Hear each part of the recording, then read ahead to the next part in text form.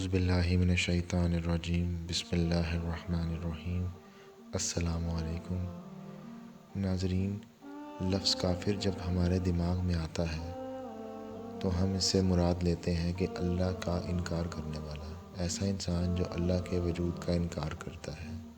لیکن ایک کافر وہ بھی ہے جو اللہ کو مانتا ہے، اس کے وجود کو مانتا ہے، وہ اللہ کی ذات کا انکار نہیں کرتا، وہ اللہ کے احکامات کا انکار کرتا ہے۔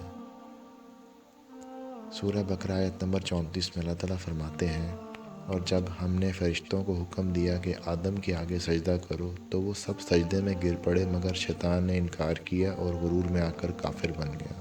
صرف ایک سجدے سے انکار کیا اور فرشتوں کی صف سے خارج ہو کر کافر بن گیا۔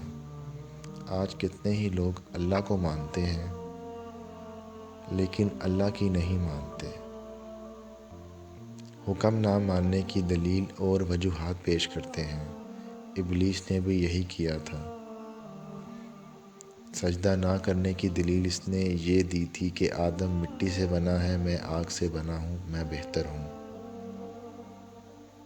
اور اللہ کے حکم کا کفر کر کے عابد سے کافر بن گیا۔